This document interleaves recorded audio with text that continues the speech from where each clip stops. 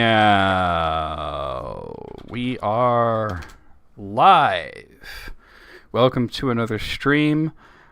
We are going to be doing the Council of Tolkien in just a bit. Right now we're just sitting and chatting. I have Matt and Sid with me. Why don't you gentlemen say hi while I get the chats up. Hello, everybody. Hi, guys. Really glad to be here. Welcome. It's gonna be a good one tonight. Stream. Ooh, I don't want to hear myself. The worst is when I can hear myself. All right, I am logged into the. Hey, Alice, how's it going? Howdy.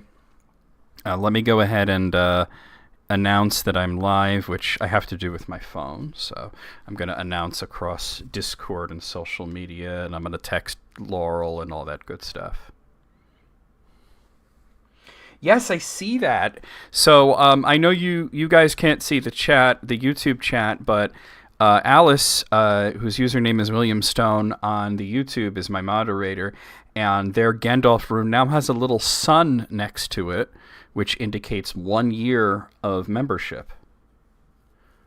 Cool. So the way that I did it was that it's the Gandalf G rune, and that once you reach 6 months, there's a little moon, like a crescent moon symbol, and then a year is a sun, and then eventually it has 4 suns, like the 4 dots that Gandalf would put around his mark.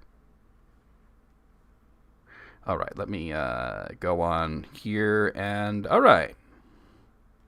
This is going to be a fun one, I think. I'm just going through all the Discords and posting, which is a lot faster on my computer, but I have to use the phone because of the whole webcam situation here.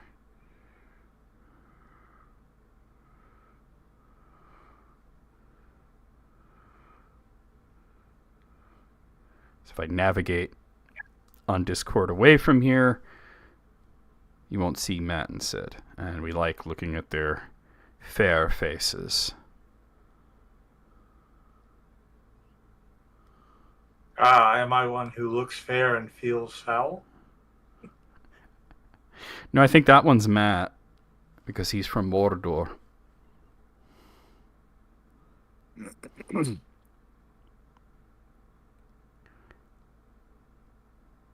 Well, Sauron showed up at the White Council, even so. That's true. Fair and fouler. Oh, listen to this dinner that Alice had. Cheese and potatoes, stuffed pork chops, cucumber salad with Thousand Island, and a baked apple. That sounds very delicious, actually. I had rotisserie chicken and roast potatoes. I went for searing up some pork chops and keep it real simple with rice and a little soup. And I think, Matt, it's Well, too early for dinner on his coast, right? So, Matt, what'd you have for breakfast? Well, I don't really have to eat, guys. No, what did you have for breakfast this morning? Food is for mortals. Oh, is that the situation? Hey, look, the elves still eat lots of meats and they drink lots of wine, so I don't know about all that. Hey, Dude, Daniel, how's it going? I just had an orange and a cup of coffee. That's all I had this morning. Oh, that'll get you through at least part of the day. Yeah. Well, Beorn and Werebears are vegetarian. That is true. Though he eats a lot of honey, which it is amazing that there was ever that argument about that. I don't think that meat ever appeared in Lothlorien either. You know, they were very non-specific about the food that they ate through most of their journey. We know that the elves in Mirkwood certainly ate meat, but we don't know about Lothlorien or Rivendell. I don't think Bilbo would put up with a vegetarian diet for as long as he did, but you know, in Lothlorien, they really don't tell you. Yeah. All right, and I have texted Laurel because she doesn't like to miss these little shindigs that we have. So since we're starting here, let's introduce ourselves and sort of like talk about like who we are very briefly if we can. And we'll go in the order that we're going to be presenting in. So I go first, I guess, because Matt said it was my turn. So my name, as you guys know, is John Sierra. I'm a Tolkien scholar. I've been studying Tolkien since I started reading him, in the late 80s, but I started studying him in the early 90s, and I've been doing this YouTube channel for nearly 2 years now, and I'm on Quora as well. So, you guys know me. Matt, why don't you go ahead and do like a brief introduction for anyone who may be seeing your face for the first time? I'll get started early when I was 11 basically. Did some work with Fenlon and Jackson teams in the late 90s.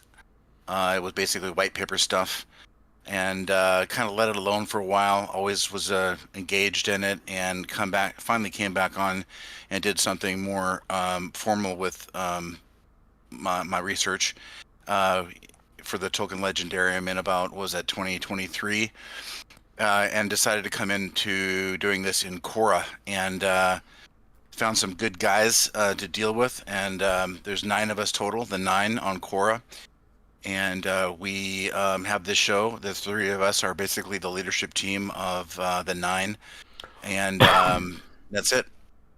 It's good to have you. Sid, before you go ahead, I don't know if this is something that you have control over, but it's never happened before. Your webcam is actually flickering a bit. I see it now that you mention it. I have no idea why, and don't know of anything I could do about it that wouldn't disrupt what we're doing. I think we'll just have to live with it. Okay, I just wanted to let you know. Why don't you go ahead and introduce yourself real quick?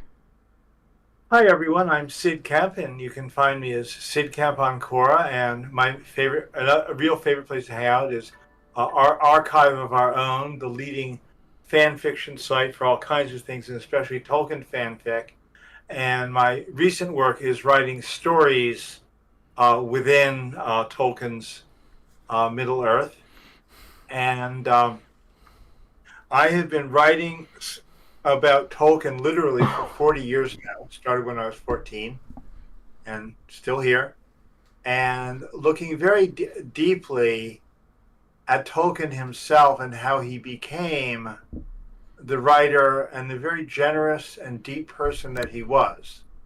I've been seeking to improve my writing up to his standard for 40 years so I can start to share more of my own fiction.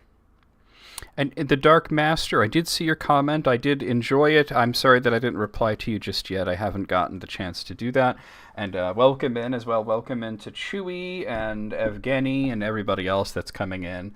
I think you just fixed it. It's that light. Maybe a problem later. Actually, let me try one more thing. Okay. Right now. Somebody While he's doing that, I forgot to mention. Mention that I. Oh. So I want to say somebody. Let me talk. Somebody in the chat wanted to let you know that it looked like you were under a VHS filter. What's happening is I have a light that I point at the ceiling because it's almost nighttime here, and you won't be. Do you have a ceiling fan? No. What it was the light was powered on a USB from my computer. That'll do it. So the power draw out of the computer was making the flicker. Yeah, that looks a lot better, Sid. Okay. Yeah, you're good to go. Battery on that light, so we're good. That's excellent. Okay. All right. So let me just make one more adjustment. I forgot to mention that for anybody who doesn't who sees my name but doesn't know really what I'm doing on Quora, I'm on Quora as Lore Master in case anybody is here coming in from that. Oh, of course. And we're going to have, there are actually in the description of this live stream, as well as any Council of Tolkien video that's available on my YouTube, there are links to our accounts and to loremaster.com and to Sid's AO3 account and everything like that. So we're, that is There are lots of links in there, and including the first link to become a member. You may notice if you're in the chat room that some of the people there have a cool little Gandalf rune. Some of them have little moons next to them. Some of them have a sun next to them. Well, I think Alice might be the only one with the sun right now. Those are our channel members, and just consider, joining if you enjoy the channel. It really helps me out. Hey, Off-Tree, how's it going? All right, let's officially start here because it is 7:30, and here we are. So this episode, we are here in a lovely little place called Meduseld, which is where the king of Rohan lives, and we are coming here to say our goodbyes before heading back to the Shire. And Chewie there is showing off some of the emotes that you also get with membership. We have the Eye of Sauron, the One Ring, and a Silmaril. I'll probably make some more as well. And you get to see all the videos early, which is really cool. But anyway, guys, so the order of things is that I am going to go first today, and then we're going to have Sid, and then Matt, you're going to go last. So let me go ahead and get my timer up real quick. I should have that up already, but I did not. There we are. So I'm going to give myself 2 minutes to explain. I probably don't need 2 minutes to explain this. This is a pretty cut and dry thing here. Oh, yes, very quickly, because it was mentioned in the chat by Alice. A bunch of us watched the Lord of the Rings anime last night, The War of the Rohirrim, which I had, been putting off because I wanted to watch it with friends, and I have to say, very good. They changed a few things lore-wise, nothing too catastrophic, but it was an enjoyable film. Let's go ahead. Okay, so here we are. So my topic for today is based off of a question that I've gotten on Quora, and then I covered it on YouTube as well. And as a matter of fact, if you're a member of the channel, you'll see it's the thumbnail of episode 103, which just went up yesterday. If you're not a member, you'll see it next Wednesday at 7 p.m. And this came through from a person, their name is escaping me right now, but they've been feeding me a lot of very, very thoughtful and insightful questions, not the usual, sort of claptrap that you get on Quora, like, what if Aragorn had a machine gun, that kind of, and that's a real question that I actually got on Quora once. What if Aragorn had a machine gun? Which was, what is, in our opinions, because this is certainly a question of opinion, the single most evil act in the history of the world of Tolkien? And I had given my answer, of course, and I'm going to briefly give you my answer as soon as we start, but mostly I want to hear from Matt and Sid on this one, because I'm soliciting other opinions here, and we can sort of bounce ideas off of each other. So see, I didn't even use up the 2 minutes. So I'm going to set a half hour here, and we're going to go ahead and start now. So my pick for the single most evil act in the history of Arda, and I'm saying the history of Arda because I'm discounting anything that happened prior to creation, such as the War of Music. The single most evil act, in my opinion, is not linked to elves or orcs or anything like that, but actually to the race of men, and why we kind of are the way that we are, and why we behave the way that we do sometimes. And a lot of it has to do with the fear of death, which, according to Tolkien, was instilled in us by Melkor. Melkor heard rumblings that the second-born children of Iluvatar had awakened, and he slipped out of Angband, leaving Sauron in charge, and he found where the fathers were men were, and he made us afraid. He told us that he was God, and that he made the world, and that there was nothing beyond the circles of the world. There was no afterlife, so that when we die, for we are mortal, we pass into nothing but everlasting blackness. And there's a great quote in The Lord of the Rings from Tom Bombadil, who said that he was here in the world before the Dark Lord came from the outside and when the night was fearless, when there was nothing to fear about the dark or the void or the outside. The gift of man is that we get to go somewhere when we die. We don't linger in the world forever, growing weary until we're just basically going insane from it, like the elves and the Ainur eventually will. We get to leave. And that's something that Iluvatar had envisioned that the elves would want to do eventually, and that even the Valar would eventually wish that they could actually die. But nobody actually wants to die. Nobody, we fight and cling for lives. We saw what happened in Numenor, all the terrible things that happened there, up to and including human sacrifices, all to just give ourselves a little more time in the world because we're just so afraid of what could happen afterwards. So I think that, considering that after the end of the Third Age and there is no more Ñoldor remnant in Middle-earth, the lingering effects of the War of the Jewels is finally over. Even Galadriel is forgiven. And as the world is left to men, what can I say other than the fact that we are mortal, and the fact that we have a problem with that feeds into all the troubles of the world, and is possibly the worst thing that anybody ever did in Tolkien's world. And I hand it over to you guys. I just wanted to just say from the chat, Siddons for Sithis thinks that Feanor burning the ships was the most evil act. And then Fuseblower points out that Melkor got to leave too, except that he was thrust into the void when he wanted to rule the world. I'm sure he wasn't too happy about that, but also that he's destined to return, which is interesting, and that he left so much of his essence in the world that he might as well still be here. Sid, I'm very curious to hear your thoughts, because I know you are no stranger to speaking on the nature of good and evil. What do you think was the single most evil act in creation, in Tolkien's creation? I'm going to pick up on the one you spoke of, but with a slightly wider view, including something in Tolkien's early works that's only published in book 1 of the 10-part collection published by Christopher. 12 parts. First of all, 12 parts? They keep growing. How does he keep making more of them? Anyway. They came out in like the 90s. Those books are immortal. You disallowed the one I would have said, which is actually Melkor's own fall into darkness, which was the predecessor of his poisoning of the minds of men and such. But I think there's a link here.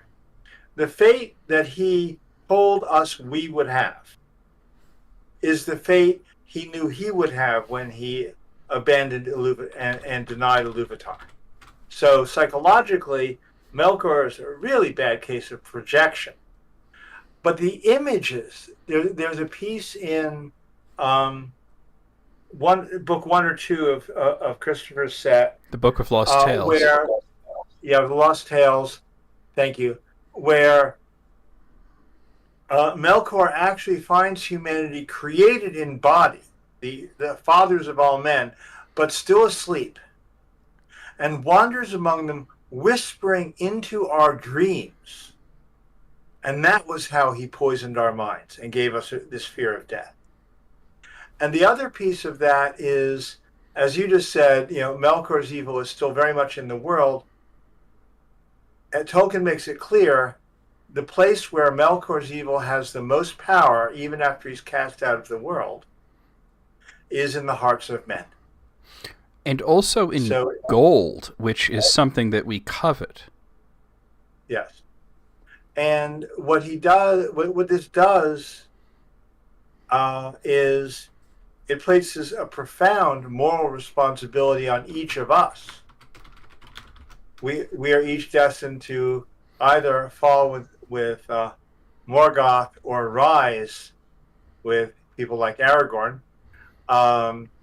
And learning how to do that, it reminds us that this is our big challenge. I'm going to also look ahead for something totally different. So come back to me before the end of the half hour. I will. I'll have something. I will. And before we kick it over to Matt, I just want to address the chat here. Now, I'm not saying that anybody's wrong, by the way. I just want you guys to let you know, because this is a 100% opinionated thing, and everybody has their opinion, and the burning of the ships was certainly a terrible act. And as a matter of fact, you may not know this, but in the book Morgoth's Ring, we learned that Tolkien was coming up with the idea that one of Feanor's sons, who perhaps felt this was the incorrect course of action and felt like he needed to repent, was actually sleeping on one of those ships. And when Feanor was asked about did he know that his son was on the ships, he said, that was the first one I burned. So I'm certainly not disagreeing with you.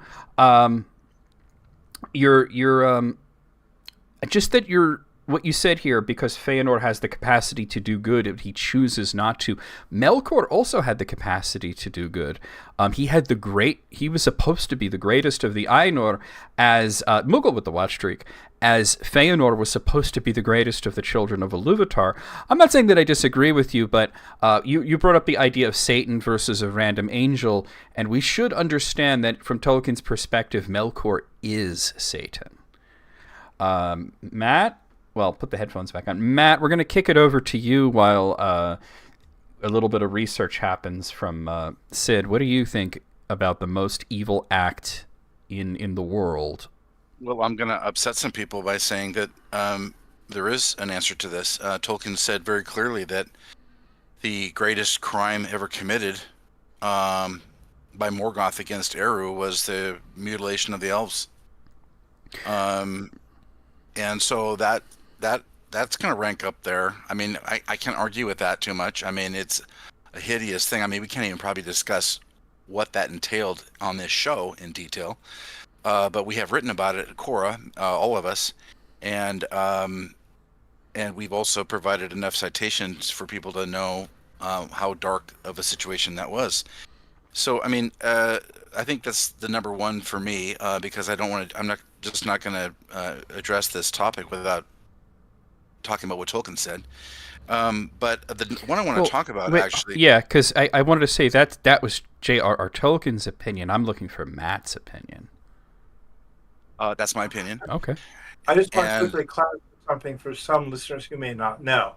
The mutilation of the elves was the creation of the orcs or goblins. Just in case people don't know that. And I have to throw it in there that also Tolkien changed his mind about how the orcs are created as well, and that he had not settled on any one particular origin, but he was uncomfortable with the idea of them being mutilated orcs. It's just that he never got to revise his stories with any other origin. But if you're interested in reading about the different ideas, they are found in the book Morgoth's Ring as well. Matt, go ahead. Yeah. You were going to say something there. Well, yeah, I got a couple major points here to make. I think he got over his skis on this one, and that's why he had to change it. He got a lot of pushback for how this stuff crunches down to what kind of mutilation you could be talking about with all the other evidence that there was at the time. And after you crunch it and research it, and you guys know that I've researched it quite a bit, there's only a couple of solutions for how he did it, and it's pretty vile. It's really vile, and I think he just wanted to stray away from it because it was too distracting, and I think it was pretty foul, and I don't think he wanted to enter in any more discussions about it. But the articles that I've written on this topic they're very, very in depth and very well cited for what was happening there. So I'm not going to talk about that too much right now. What I want to talk about are Sauron's sacrifices that he made of the faithful in Morgoth's temple. My estimation is that temple was in operation for probably about 52 to 53 years, from about 3266 to the Akallabêth in 3319 of the Second Age. And because it says it took him a few years to actually have that kind of power to create this temple in Armenelos. And if you do the numbers on how many people in the passages say there was, it doesn't say exact percentage or anything, but it says the greater part and the lesser part. The lesser part were the faithful. And so, I mean, you could say Leicester Park could be 25%, 30%, 40%, whatever. I kind of come down on the 1/3 kind of thing as far as political factions are concerned.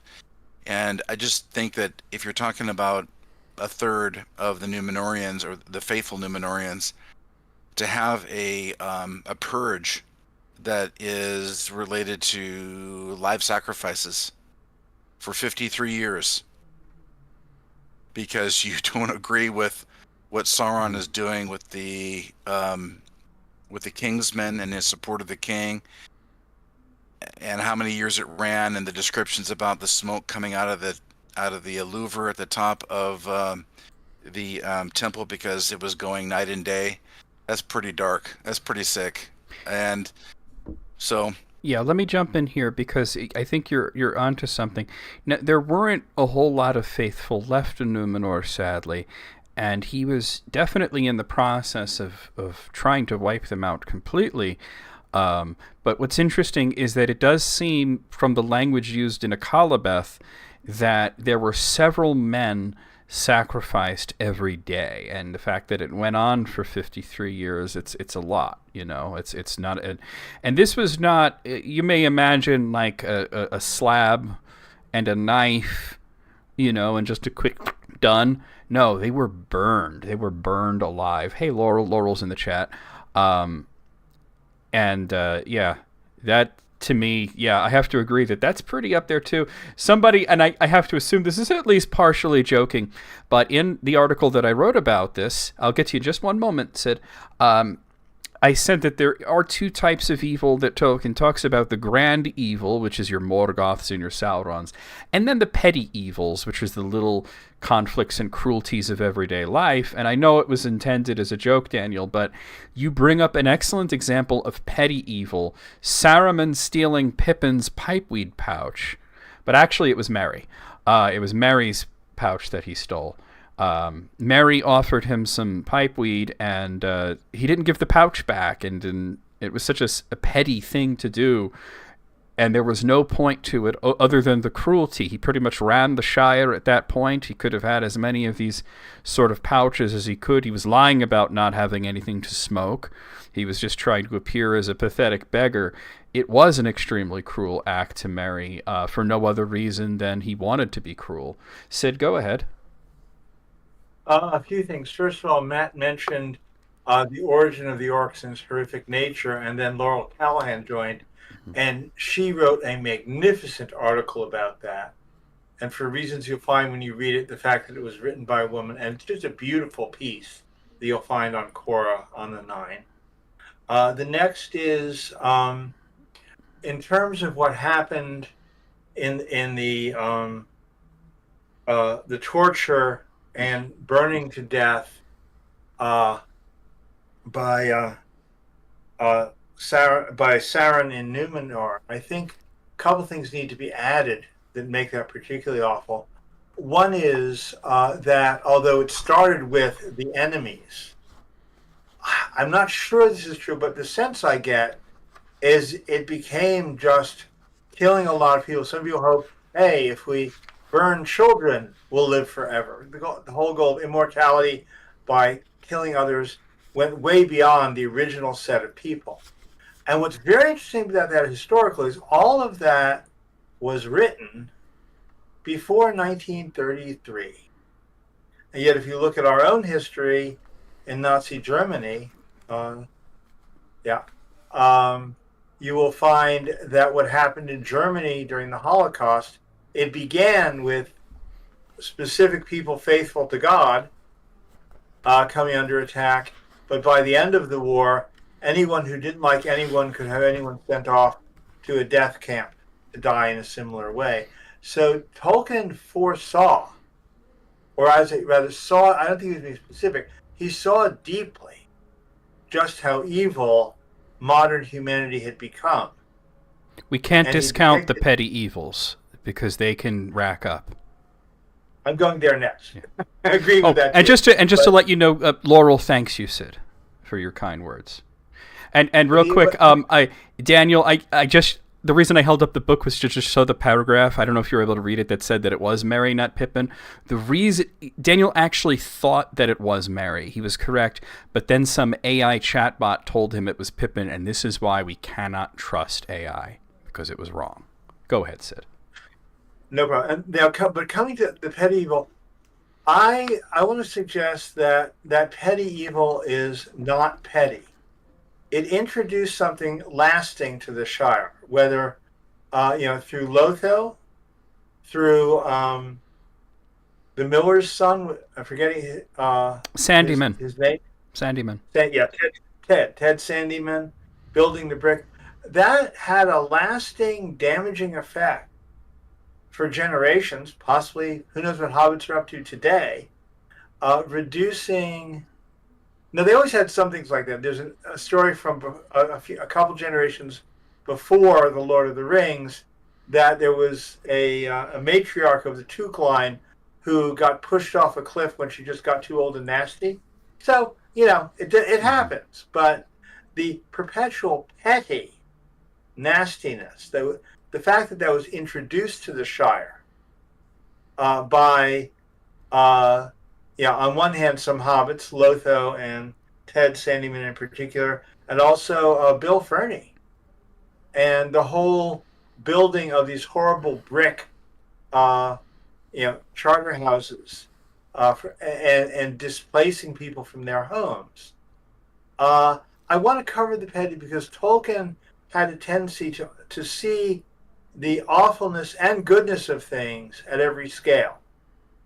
Good moments with family, good moments for an entire nation. So you have Sam's marriage to Rosie at the same time as the year 1420. So if we're going to look for evil or good, let's look in Tolkien's work at every single scale. Because that's how he thought. I agree, and the wording that I had used when I wrote about this on Quora and also in my YouTube video was that the thing is, for us, for your average everyday people, the petty evils affect us more. They feel more real. They hit closer to home. They're the families turning against each other, the people being cruel for the sake of cruelty, which has always been in the world and probably always will be. And sometimes the grand evils, they seem very far off, almost abstract to us, and we don't think about them as much. And the Shire is a perfect example, because to them, Mordor was extremely far away. Sauron was a character in a book. I want to bring up one act of petty evil that had vast implications for all of Middle-earth, and it was nothing more simple than one hobbit strangling his friend because he felt that he didn't get a good enough birthday present. And that led to the War of the Ring. So even something small like that, a murder, a crime of passion, whether or not the ring influenced it or not, it was a crime of passion because, let's be honest, Bilbo never strangled anybody. Frodo never strangled anybody. Isildur never strangled anybody. Sam didn't strangle anybody. Smeagol was just a nasty sort. He had that in him. The ring can't make you do anything that you're not capable of. Matt, I want to kick it back to you now, actually. A couple of points on what we've talked about related to the Akallabêth. I wrote a couple notes here. At 10 per day for 53 years, it comes out to 193,000 executions. That's staggering. It is, but my point for doing this is I've seen a couple of great population studies that have been done on my own in conjunction with Stephen Wigmore out of England, out of Great Britain, and there is a lot of evidence based on population studies on how many people got there in 32 of the Second Age, blah blah blah, that there was about 18 million Numenorians by the year 3319, and 3 million of those would have been on Middle Earth proper, and 15 on the island. But that means that if they were talking about 2/3 and 1/3, as far as political split, as the Silmarillion says, it's interesting that the faithful might come out to very close to 6 million people. And if we have 193,000 at that rate, which is a decent rate, it could have been more, could have been less, because I think actually Sid is correct about this, that the nature of the purges wasn't in some kind of sequence or regularity. There were whole families, whole factions, whole groups of people who were lined up and slaughtered and killed in all kinds of ways, not just in the temple. But I wanted to point out also that Tolkien went back to repair and amend the Silmarillion in the late 40s and all throughout the 50s. And I think that the Akallabêth in particular, and I think that he was informed by what happened during the war. And I think that these things, yes, he had some ideas about the abuse of governmental power in the beginning, but he did go back and do the Akallabêth in the 40s and 50s. And I think that's what we're seeing as far as the darkness in our psyche and our fear of death, and what we're willing to do to other people out of fear. And so when I talk about the mutilation of orcs, that's way up there in my book. But Sauron's sacrifices in getting the Númenóreans to destroy themselves in the Akallabêth, and to have these kind of sacrifices at the Temple of Morgoth, which was called, it was a temple of power. Mm-hmm. And that's just so dark and sick. It's just crazy. And so I just wanted to maybe fully flesh that out here on my time. But everything I heard from you guys is accurate, and I agree with it. That's why I'm not really saying too much about it. Yeah, there's no right or wrong answers here, and I'm going to kick it over to Sid in just a moment. I wanted to address the chat again. Fuseblower brought up another excellent example of this counts as both petty evil and grand evil. It's petty evil because of the motivations for it were petty, but it is technically grand evil because it comes from Morgoth. Morgoth, what he did to Hurin and his family, he did it out of petty reasons. But when I say petty evil, I don't mean evil born out of petty reasons, but small evils. Not if it comes from Morgoth, it's sort of automatically great evil because he is Satan. He's the big bad guy. There is no greater evil than him. But the Children of Hurin was a great example of something absolutely terrible, of trying to break a man's faith, and then when he rebukes you, you put him on a literal mountain of dead bodies, and you curse his whole family, and then make him watch for 30 years. That's pretty cruel, too. Sid, go ahead. I want to change angles here because there's something that's been on my mind for many years I've never had a chance to talk about. I actually think there's something worse than evil in the world. Stupidity really pisses me off. Yes. And there's that saying, all that is needed for evil to flourish, for good men to do nothing. I would say, or good men to be stupid. And there's one particular act in The Lord of the Rings that I've always seen as the stupidest act that led to the most harm. I love Pippin, but god dang, he shouldn't have dropped that rock down the deep well when they first got to Moria, which got the Balrog awakened early enough to catch up with him at the end, and there goes Gandalf the Grey.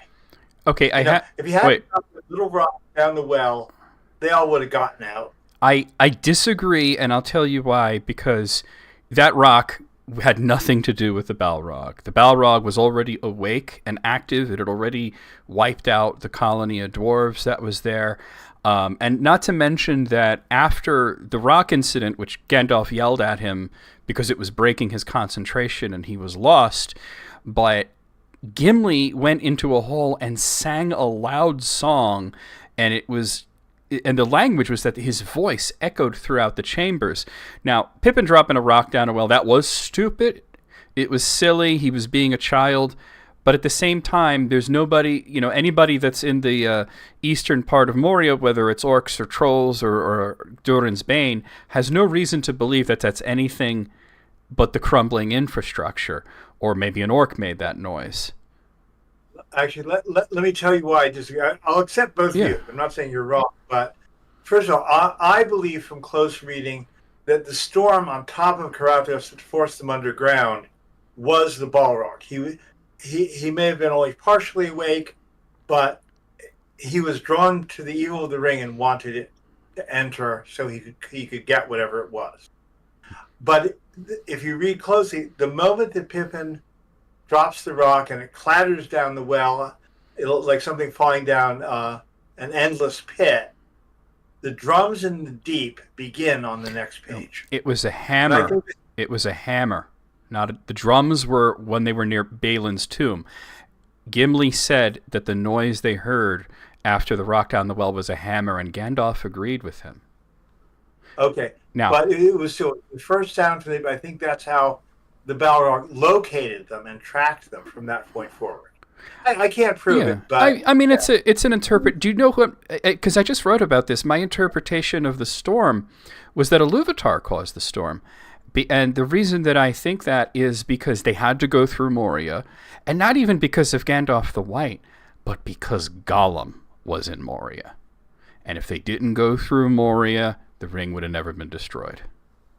I'd love to do this one with you in another month and spend a half hour on it. We should talk about that, right?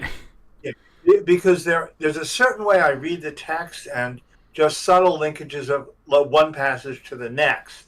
Mm-hmm. And it's especially about, obviously, Peter Jackson decided that it was Saruman who created the storm. Things up. And I think it's so obviously the Balrog. And I'd love to talk about why. I don't care if I'm right or wrong, and even but I'm coherent. The characters in the book had different opinions because Gimli thought it was the mountain itself, and a few of the characters thought Sauron created the storm. So there really is no consensus, and it's something that's up for interpretation. And it's, once again, only Tolkien would know for sure. Even he would. That's my next topic. And Rico, no, Saruman in the movie was shown to awaken Caradhras, and that was the exact words that he used, wake up Caradhras, because he knew there was a Balrog under there, and he wanted them to go through there and all get killed by the Balrog. But in the book, nobody knew. They knew there was something, and that it was called Durin's Bane. But the only person who saw it and lived was Dane, who didn't know what it was. So Gandalf had been in Moria, Aragorn had been in Moria before, but nobody had ever actually seen the Balrog and lived except for Dane Ironfoot. With just a minute left, I'm going to kick it back over to Matt to end us out here. Well, I think that, like Native American beliefs and storm systems and the Great Spirit and these kind of things, that they refer to mountains and the weather system of mountains to be the mountain doing something. So you're in agreement with Gimli? I'm in agreement with Gimli, but only halfway. I think there simply was a storm system. Caradhras is a very, very tall mountain range system, and I think it was a natural storm. And but Tolkien's works and his characters are set in a time period, obviously, of fantasy, but in a time period where these kinds of superstitions are attributed to some force, the same way that certain things are attributed to the Greek gods or to the Norse gods, which obviously this work is full of, so is Tolkien's work in general. That's time. And so I think this is a simple storm, and I don't think that the Balrog has got the power required to move weather patterns. I mean, maybe he does, maybe he doesn't. I tend to, like I said, I have the thought that Iluvatar caused it because they had to go through Moria because of Gollum. We're going to have a more in-depth discussion about that in particular at some point, but that is time for that segment. And Sid, we're going to move on over to you. I'm going to give you 2 minutes here. I know you said you might need 3. So, yeah, we'll give you 3 because I didn't even use up all my time. I only used a minute, so you can have my extra minute. All right, Sid, go ahead with the intro. Go ahead.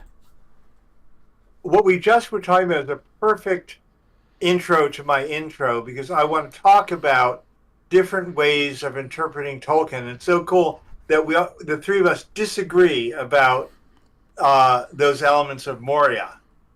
So I'm going to very briefly say I ended a friendship once when a friend of mine told me the most inspiring Tolkien moment for him was when the orcs racing north across Rohan with Merry and Pippin as prisoners got into a fight. A Mordor orc was killed, and an Uruk-hai howled, "Meat's back on the menu, boys!"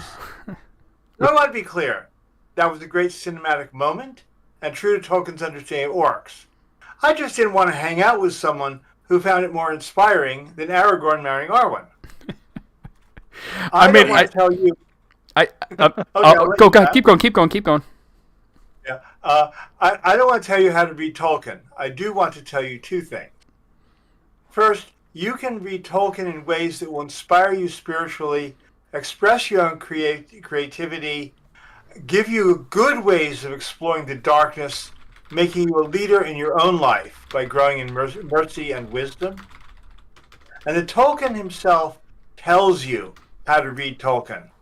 The guidance is found in his essay on fairy stories and the story Leaf by Niggle, the only story Tolkien said came to him easily, inspiration without struggle, in his letters and commentaries and unfinished tales, and then add Christopher Tolkien's many discussions about the revisions that his father made over his long career. Tolkien gives us 3 points. A story is not done when it is written and printed. That's the halfway point. The story is finished in each reader's imagination, and how each reader is inspired to creativity, to greater love and wisdom, and to living a better life to make a better world, in fiction or in life, in just a family or in a nation, or a life of service in the time in which we are born. Second, no one knows the true history of anything. The question is, are we living with stories that inspire us? Third, I want us to read with care and respect for Tolkien's vision. Know what is to be taken as solid and what is to be taken as one character's or one culture's version. Understand the biases of each storyteller, including Tolkien and yourself. Most importantly, know what is important and throw away what is trivial. Most importantly with this, then this is the opening for what I want to hear everyone, including the folks chatting in on the stream, saying, let us each learn to see the truth inside ourselves and share these truths in articles, stories, our own look at evil and how we grow in mercy and wisdom as we live our lives, play our part in service to this darkened world created by light and meant to be full of light. There, done. Okay, there you go. I was just reacting to, because you've told me that story about that friend of yours, and by the way, Laurel is in agreement with Matt. Just to throw that out there, that it was the mountain. That it was Gimli was the correct one there. Let me set up the timer here for a half hour. But before I do that, I wanted to also say, just to react to the fact that you ended a friendship over that, just because, who thinks like that? I have blocked people for saying Feanor did nothing wrong. And some of them may have been joking, but I don't think that's something to joke about. And I kind of take that actually rather seriously, because the type of person who would think that Feanor did nothing wrong, they have some problems, I think. I don't need to associate with people like that. All right, setting it for a half hour. So, yeah. Sid, go ahead. Why don't you start us off here? No, I'm done. I just want you all to talk about it. Oh, okay. Well, I mean, I've seen... Yeah. All right, I'll start us off then. I've seen all kinds of crazy interpretations, forced allegories, that kind of thing, where people say, well, it's obviously about this, and then they say the most insane thing you've ever heard in your life, and something that if you've read Tolkien's letters, is untrue. But what's really interesting is I just sort of answered a question about this, and it was a very respectful question. It wasn't something trying to force an interpretation. And they were just asking if Tolkien ever considered, and this is going back to stuff that Matt was talking about, that the Akallabêth was somewhat analogous to Sodom and Gomorrah, and they were wondering whether Tolkien ever specifically made that comparison. And I said, well, no, but he would probably nod and smile and tell you that that's a a good way of looking at it, but that's just not what he was thinking of. He was thinking specifically of Atlantis when he came up with the Akallabêth, and it's interesting that the Elvish word for a fall, the verb root is talat. So when you come for the downfallen, which became the name of Numenor. Numenor was the western land of gift, but after it was destroyed, it became known as the downfallen. And in Quenya, it's Atalanta, which was a very happy accident. He was like, wow, it sounds like Atlantis, which is what I was going for. That was pretty awesome. Yeah, it's one of those like linguistic ticks that sometimes it's Atalantia. It depends on what era of his writing that you're getting. But, the Sodom and Gomorrah thing, I can see that too, because it's very similar of a land that had fallen due to a lack of faith, and that they were, because the sin of Sodom and Gomorrah was that they were cruel. They were cruel to each other, and they were greedy, and you can see, Pharazôn being a king in a place like Sodom or Gomorrah. And it's an absolutely something that you can come up with. But if you were to come out there and say, that is what it is, then that's where I would have a problem. Sid, go ahead. You had your hand raised there. Yeah, I agree with the last thing you said, because that's the type of allegory Tolkien said he absolutely did not do, and we should honor that. But also, since you mentioned Sodom and Gomorrah, there's another explicit biblical source for the story of Numenor. Elendil is Tolkien's Noah figure. Oh, and yeah. He considers Atlantis to be a variation on the story of the flood of the world, as many Christian people did in that time. So if you're going to pick a biblical source for Numenor, use Tolkien and go with the story of Noah. Sid, this is amazing. Sid, this is amazing. Daniel in the chat just typed that exact thing just as you were saying it.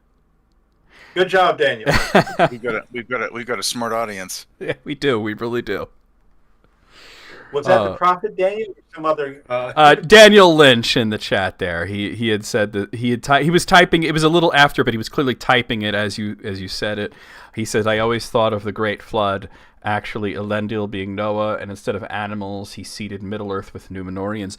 But here's the thing: I think they did bring animals in those 9 ships. They brought Palantír, and they brought trees. Even the White Tree of Gondor was from Numenor.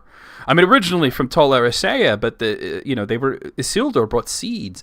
They brought a whole lot. They brought their whole lives with them when they could, because as Tolkien wrote, their whole culture was basically wiped out in that. And it was a flood. It was the breaking of the world and the sinking of Numenor. And Numenor was not the only place in the world to be destroyed by that. Matt, I'm sure you have something to say here. We got to go over to you now. Well, are we talking? Sid's kind of ended his little section. What are we exactly talking about? Well, I guess interpretations and differing interpretations, and how to do that in a respectful manner. Oh, you mean about our research and how we write, maybe? Well, and I guess that and applications and yeah. May I direct your question to Matt? Sure, go ahead. Matt, in your work, what inspires your direction when you do your favorite research about Tolkien's world? What makes it cook for you? Well, that is a great question. That's a good way to put it. Thank you, Sid. I've written about this, and I will double down on this. I think of interpreting Tolkien and other literature, but especially Tolkien, as an exercise in literary forensics. So I'm really trying to find the mind's eye of the author. I'm really trying to see what they see. What are they visualizing when they're describing these things? And if there's 6 or 7 passages that help give an indication of what this is, how big this is, how long this is, what this sounded like, did this have weight or not, or all these things, smell or not. I'm really trying to get into Tolkien's mind. And yes, I love fantasy, but my fantasy goes to, what is he actually talking about? And if you were in that world, what would that look like? And that inspires me the most, because once I get in there and see these things, for me and a lot of the people who like the way I write, they feel like, wow, that is probably what it looked like, and I think that's the most fun. So as far as being disciplined, I really go to the nth degree to make sure that I've covered all of the passages in a respectful way, but then I also will use different passages to make logical deductions. I'll fill in some of the gaps, some of the logical gaps to get there. And I also don't have a problem with things that aren't explicitly said. I don't have a problem with that necessarily, because when you have 3 or 4 passages that indicate something, as John and Sid and I and a lot of our members on the Nine we've kind of talked about this, is that when you're going down the path, the lore tunnel of some particular topic, and you're getting close, and there's no other real evidence against it, but you've got 3 or 4 things that go toward that direction, it's okay to go in that direction. It's okay to go in that direction and say, I think he's kind of talking about this. This is what he's kind of seeing. And it's okay to do that without exact, explicit canon direction from Tolkien, word for word for word. And so that's what I love the most, and that's how I approach it. Thank you. Can I reply really directly Sure. to Matt here? Go ahead. Matt, thank you. Since the day we met, I felt you were a kindred soul and never known why. Now you know. I know why. Yeah. You're investigating the mental and imagery, what he created, and how to make it as physically real as possible. And I'm looking at 2 questions. What was Tolkien's heart, and what was his imagination doing? And for me, his heart is what you've all heard me talking about 8 months now. How do we end up choosing the good or letting the good guide us? In terms of his imagination, people so much like to think Tolkien knew what he was doing. And that wasn't his experience at all. He had 6 different ways of imagining things. He imagined characters to get to their personal essence. He imagined cultures to look at substantial meaning and themes of immortality and mortality and creativity and magic. He imagined genealogies for reasons that I think Americans have a very hard time understanding, because it's not part of our culture. And he had all these going across and against each other all the time, and then had a very hard time, as he himself said, weaving it into stories. And that act of imagination to pull it all together, it is by learning how he did it that I've learned to be the writer I am. Wait, hold on. I have to cut in here for several reasons. First, to address some things from chat. First of all, I didn't know it. I said Evgeny before, but Eugene Terrican has been in the chat this whole time. He's leaving now because he has to go, but I just wanted to let you know, because you guys know Eugene is in there. Also, WT on the Twitch side said, and this is in response to Matt, truly knowing the person issuing the words could profoundly change their meaning and translation 100%. I wanted to reply to Matt as well, and to give my own sort of interpretation of what inspires me, which is really, and people who know me and who know Matt may be surprised to know it's extremely similar. We may have a different writing style and a different writing philosophy, but the inspiration is still the same. I tease Matt sometimes, and it is completely 100% not serious about, oh, here he goes whipping out the tape measure again. There he goes with the scale, trying to figure out how heavy Sauron's tower is. When really, if he wanted to, he could do the same to me and say, well, there goes John with his dictionary, telling you what every friggin' word means. You know, and that's my approach to the practicality of it, because the fact that Tolkien was not really a writer by trade. He was a professor by trade, and he was a professor, yes, of Anglo-Saxon literature, but more importantly of language, of philology, and long before he ever put pen to paper in 1917 and started writing The Children of Húrin and The Fall of Gondolin and Beren and Luthien, he was creating languages even as a child. And to me, it's fascinating that somebody could say, well, the only reason that a language exists in the world is for a culture to use. So if I want my languages to be seen as real languages and not just a bunch of like funny words, I'm going to have to write a culture. So this Sindarin and this Quenya, I have to create people and a history and why they have these words, and not just what they mean, but why they mean the things that they mean. And that has always been my inspiration, that Tolkien didn't create languages for his stories. He created stories for his languages. And that has always been my inspiration in approaching how I write. Go ahead, Sid. You had stuff to say. Well, actually, I direct response to what you just said, which is, I remember the moment I realized that as a teenager. And John, I'm sure you get the words more accurately than I have them, but there are two words that sound very similar in Elvish. The word for tree and the word for light. They're both close to being Galad. And one is Galad and the other is Galath, but it's spelled with a D-H. Yeah. And if you look at that, well, why? And then all of a sudden you learn that the world was lit by the light of the two trees. And you get this whole, Valinor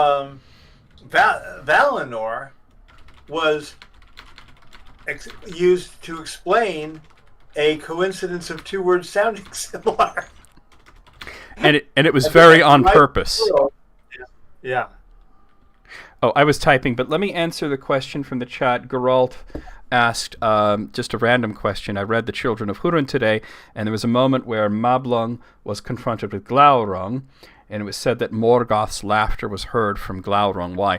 Not just that Glaurung actually spoke with Morgoth's voice and gazed with his gaze.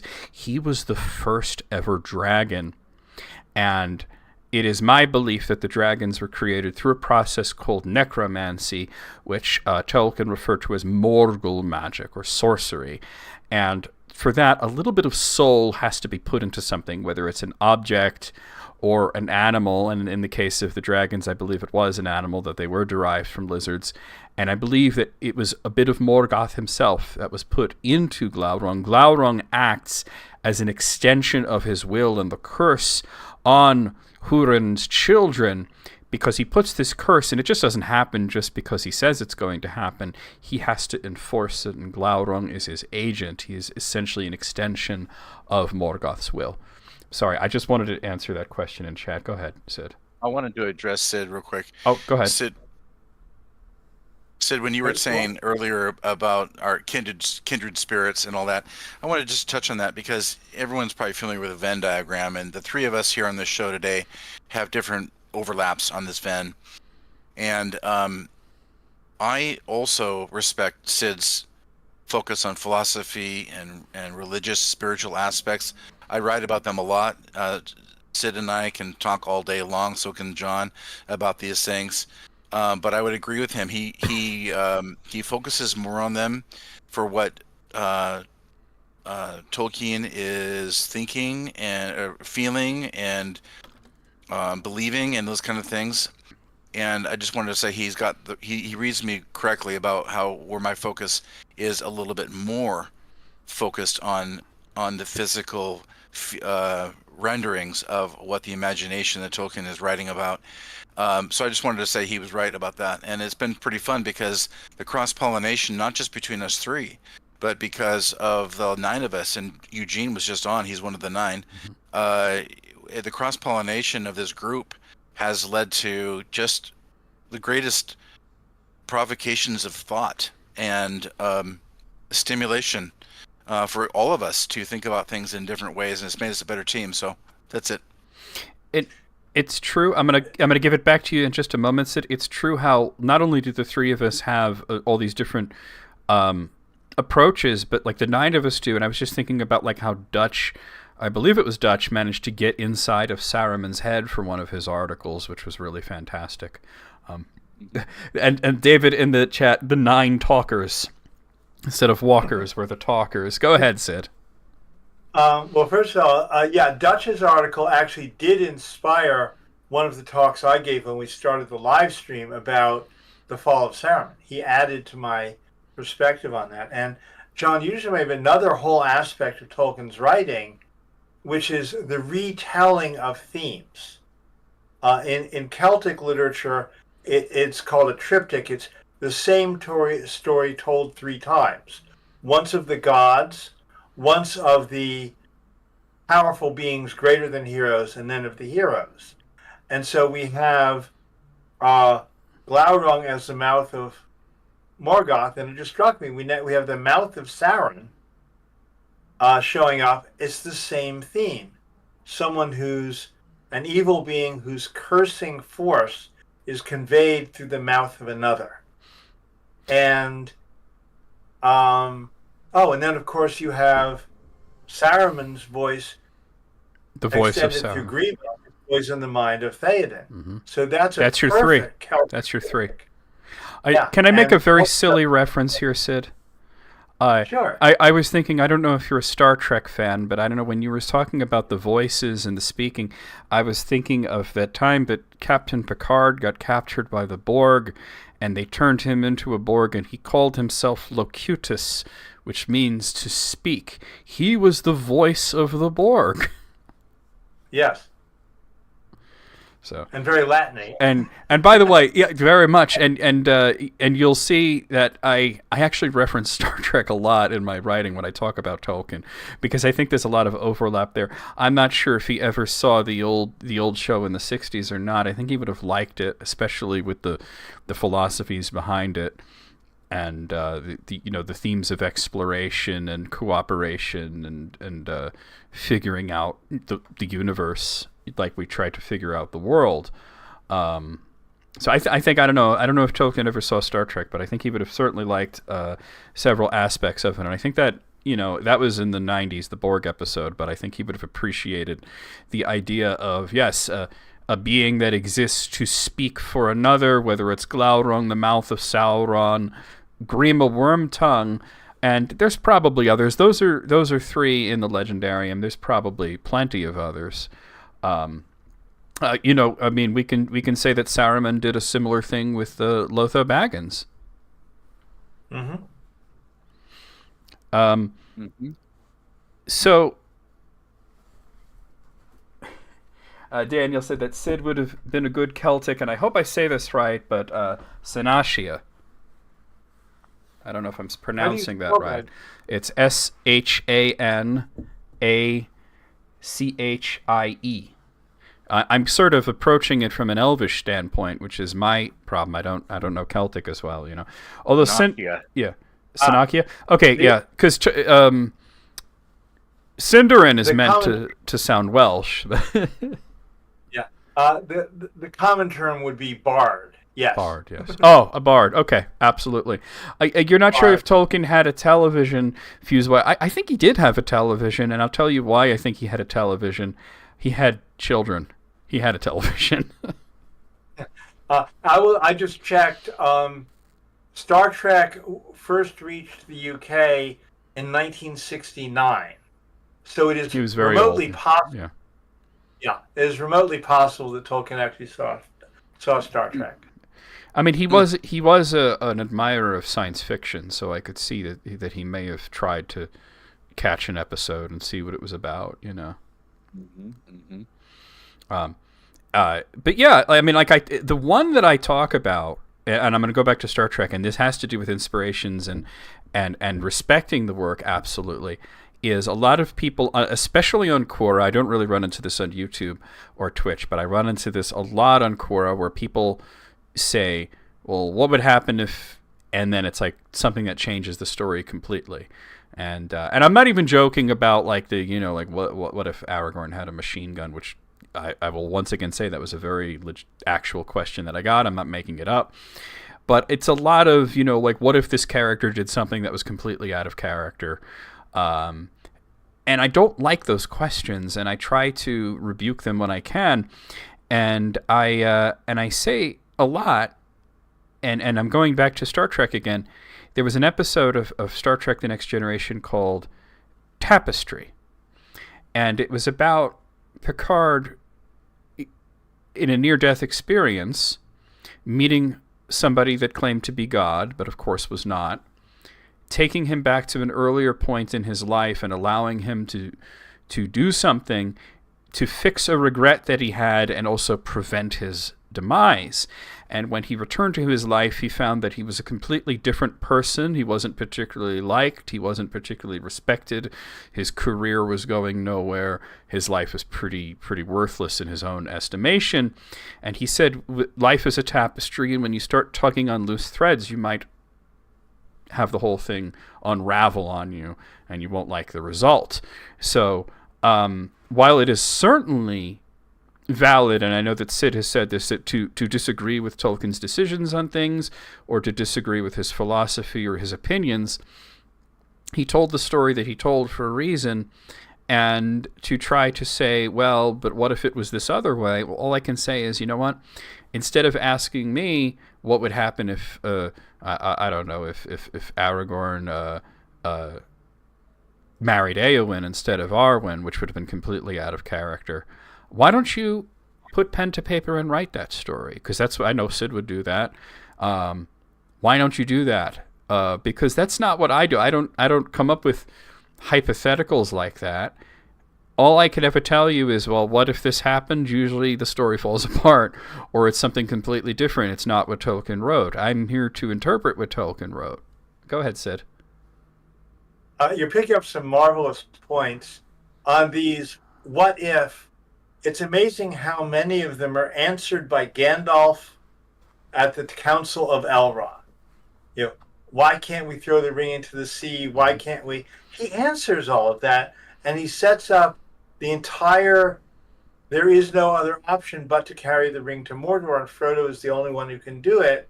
And people ask these questions because they didn't read that one scene, or they didn't read The Shadow of the Past attentively. And on the other hand, I'm actually working on one of these myself. What if the Valar had intervened in a different way and managed to get Frodo heading out 17 years earlier? And it's so far, it is a totally alternate history, but it's about bringing much greater divine compassion into the world to avoid ever getting close to a war. It's not like, oh, well, why didn't the eagle just fly over Mount Doom and that's that's an excellent thing to explore. Well, that makes sense. But it has the same effect, only not from a random act, but from the heart of loving people. And that's the kind of thing I write. Yeah, and it's interesting to talk about something like that a little bit, but I say that the war was necessary because that's why Sauron wasn't focused on what was going on in his own land. He was looking at what was going on at the Black Gate. And, they had to go through Moria. We talked about this a little bit earlier because Gollum was in Moria. And if there's no destruction of the ring without Gollum. Nobody could willingly throw it in. And people ask me these things like, well, why, maybe Gandalf could have grabbed Frodo and chucked him in. And that would have, well, then, I think Manwë would have had a lot to say about that, and none of it would have been good. There was a question I got once about what, and this wasn't as bad as like chucking Frodo into Mount Doom, but what if at the end of the Second Age, Elrond knocked out Isildur and destroyed the ring? And, and I told him, well, who's to tell you that Elrond would be able to bring himself to throw it in? Of course he would have been able to. Especially after committing a murder. Yeah. And the way that you come into it is incredibly important. Bilbo came into the ring. He found it lying on the ground. Gollum murdered somebody. This colored everything beyond that. Bilbo was corrupted by the ring somewhat over a period of 60 years. Gollum was completely consumed. Because he was merciful when he first got the ring, and the ring had very little power. He had the sudden urge to stab Gollum, which is not something that Bilbo would come up with. It was something from the ring. And like I said, yes, you could blame the ring for what happened to Déagol, but Sméagol could have said, no, I'm not going to strangle my friend. That's I've got wrong. input on this. And yes, we have to pass it over to Matt. Go ahead. Hey, I wanted to say that, there's that question comes up, and there's another thought to this, which is, Isildur was no pushover. There's no evidence that even says that Elrond would be able to take Isildur on physically to get it from him. The second part of that is that Isildur was the king of Arnor and Gondor. Mm-hmm. I mean, why would Elrond ever do that to his major ally? In fact, without that ally, the elves would be toast even by then. And I said that when I got that question, I said, let me rephrase it for you. What if Elrond assaulted the High King right after his ascension, stole his family heirloom, and destroyed it? There would have been a war between the men and the elves. Yeah, it's not going to go down. Yeah, I hear you. So I'm just saying there's lots of reasons why that would have never worked. I'm going to go even deeper. To me, the nature of wisdom is those who are wise never force anyone to do anything. Gandalf is big on that. And I think Elrond is too. He's just quieter. Well, look at who raised him. Go ahead. Maglor and Mathros, these homicidal maniacs, raised him. And look at how wonderful he turned out regardless, because, he's just that good of a person. He knew why they were the way they were. They took an oath, that very foolish act. And you said stupidity is worse than evil, and taking that oath was certainly an act of incredible ignorance, incredible short-sighted stupidity. And look at all the horrible things that they did because they were compelled to do so, because Iluvatar won't let you take his name in vain like that. Elrond, more than anything, knows how you can't do that. He's not, as Matt points out, physically capable of knocking out Isildur. He's not spiritually capable of knocking him out. And he's just smarter than that. He knows that would be the end of the alliance of elves and men. We only have 90 seconds left for this section, so we should, if anybody has any... That was kind of my final thought. If you guys have your final thoughts, Sid, why don't you go ahead, since this is your section here. I just want to point out to everyone who's listening how dynamic... We ended the last section with 3 legitimate views of Moria, all disagreeing. And we've gone on to a deeper and deeper, the 3 of us see things differently and we're all right. And Matt, you and I had a conversation earlier. We said, I hope we'll all come to agree. And I said, I hope we won't. I love the way this is going. And I hope, how many people do you think are on the live stream right? Yeah, in chat and such right now? How many are watching? We have let's see, hold on, I'll tell you. We got about 20 people watching us right now. I would love all of these live streams and what we're doing to be conversations of 20, or actually there are over 1,000 people who subscribe to you. 1,000 people. No, 2,000. 2,000 people engaging all of this intelligently and with heart and spirit. Because Margaret Mead once said, never underestimate the power of a small group of people to change the world. Indeed, that is the only thing that ever has. Let's do it. Yeah, the fellowship of the of YouTube here. Matt, final thoughts? Oh, that's actually time, but let let Matt say something here at the end here. No, I'm good. I'm ready to proceed. Oh, okay. So that brings us to your section. Good section. Okay, so we're gonna put the timer for 2 minutes, and Matt, give us your intro. Go ahead. So, for my section, I want to talk about Luthien's song. I've got 2 segments to this. One of them is I'm going to read a song poem of Luthien's song to Morgoth that put him and his whole court down for the count in the famous scene in the Silmarillion of Beren and Luthien. It's something I'm working on for a while, and this is basically a 13 short stanza poem of what that song might have sounded like. There are no lyrics for this, but I've taken other poetry from Tolkien and I have matched that up with the things that Melian and Luthien have written in the Silmarillion to get the flavor of that kind of poetry. So I'm going to do that, but what I want to open up the discussion for is not just the power of that song, but what should have or what could have Luthien and Beren had done in the moment that everyone was knocked out and deep in oblivion, in the void, sleeping.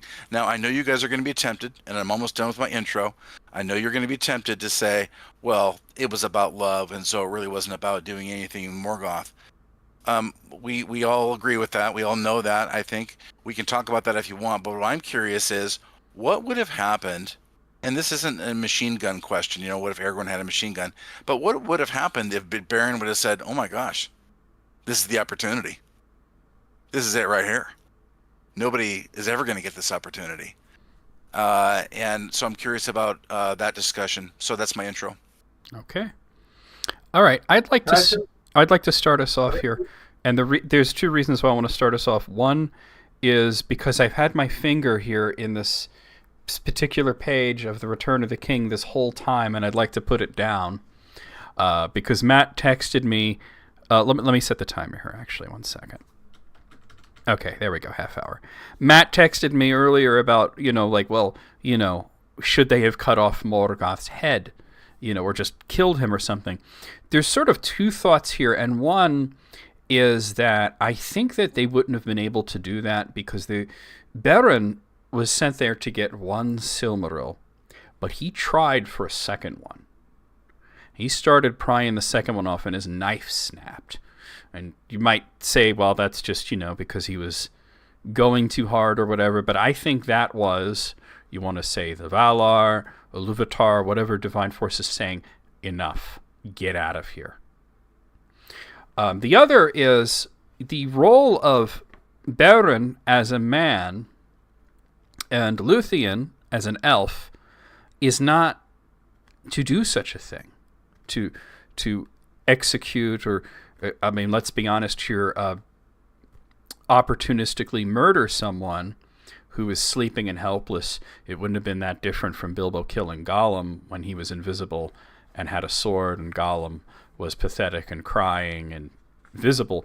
But I also want to bring from page 299 of the Return of the King here, why didn't they execute Saruman in the Shire for all he had done? He had caused the death of many hobbits. No, Sam, said Frodo, do not kill him even now, for he has not hurt me, and in any case I do not wish him to be slain in this evil mood. He was great once, of a noble kind that we should not dare to raise our hands against. He is fallen, and his cure is beyond us, but I would still spare him in the hope that he may find it. And I think even if Beren had the urge to say, hey, this is our opportunity, let's take this guy out for good, I think Luthien would have been the one to say, this is not our place. We are not the ones to make that sort of decision. We are not the ones to kill Melkor. And it's really important that we know this, I think, because it's Tolkien giving you a little bit of his own philosophy. He was once asked about the possible redemption of these horribly evil characters like Morgoth and Sauron and even Gollum, Saruman. Will they eventually be redeemed? Will they repent? And, Tolkien's response was, I can't imagine it happening, but I have to have faith that it will. So that's my take on it. I can see Sid very excited. Go ahead, Sid. First of all, that is exactly what Tolkien said, particularly about orcs. He also said that he couldn't imagine, and it would be a private conversation when Gollum or Smeagol lands in front of the Last Judgment. You guys are pushing my hand. I started a novel called The Redemption of Saruman 3 decades ago. Now I've got to go finish it. You should. I would love to read that. Yeah. All right. Actually, I think I'll shorten it down to a novella. And it ties together everything we're doing, because it's one of the things here is, and Feanor is the one who presents this first and most powerfully, that above and beyond the power of life and death is the power of story. But a silly thought, why didn't Beren just grab the whole crown instead of trying to get one Silmaril out of it? He could have gotten all three. I think it might have been too heavy for him, because even Morgoth felt the weight of it. That's a point. Yeah. But I think your point's about it simply not being our place. And also, the mercy of letting everyone live out to the end of their age so that they might find redemption. That was, and Tolkien makes this completely clear in his letters. Frodo had mercy on Gollum because he saw that he himself knew what was being done to his mind by the ring, and if he could not maintain mercy for Gollum, he did not deserve mercy either.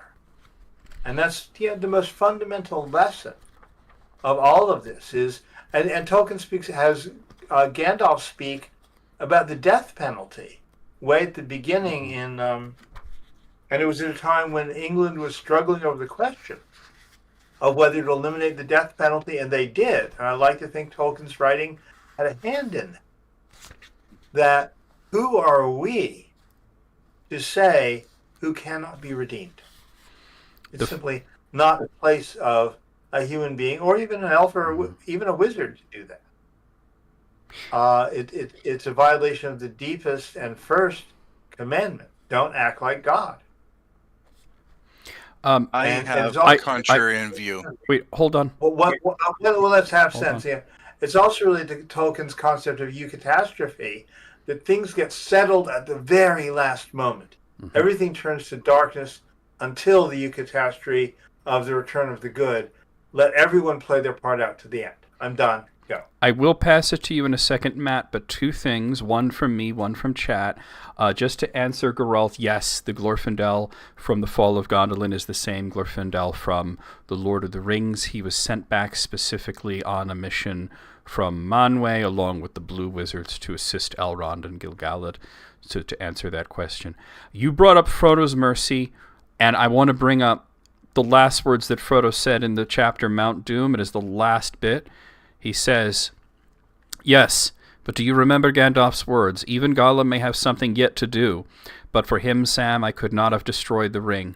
The quest would have been in vain even in the bitter end. So let us forgive him, for the quest is achieved and now all is over." Morgoth himself even still had things to do, and Iluvatar himself said that evil will do good that they can't even comprehend and bring wonders that they don't even understand.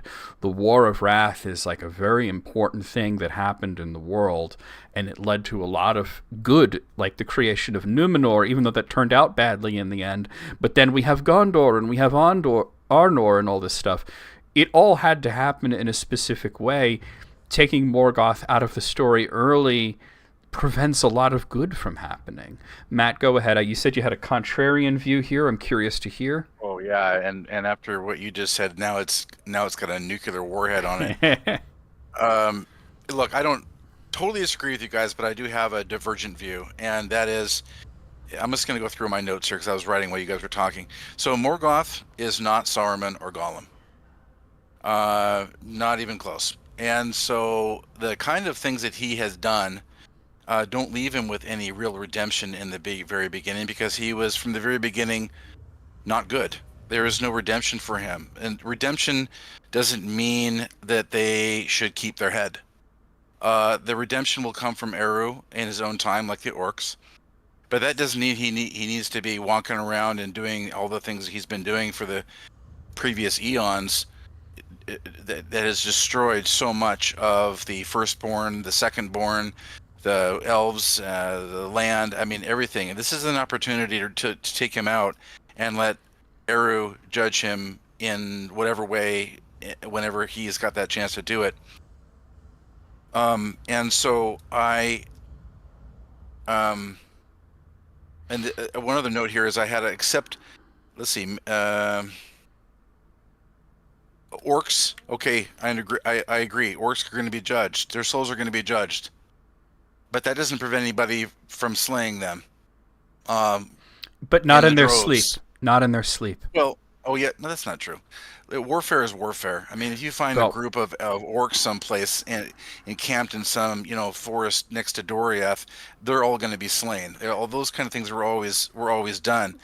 And by so who? I'm just, well, just because an orc is asleep, are you saying that in the legendarium indicates that because orcs were found asleep, that they weren't killed by any number of the good forces for those previous thousands of years? I'm not saying that it didn't happen. I'm saying that it was wrong if it did. Okay. I got to disagree on that one because Melion's the girdle. weaving the girdle meant that anybody who wandered in was likely to die.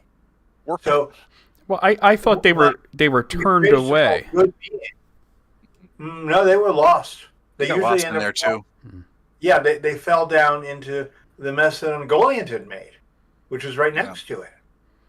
So, but I'm saying that's saying, not the same thing as killing somebody who has no means of defending themselves. War is war, battle is battle, but murder is murder. And I'm going to give you the exact words of Namo Mandos, the doomsmen of the Valar, when Manwë brought up that the darkening of Valinor may lead to good because of what Iluvatar said about evil creating good, and he said, yet is still evil.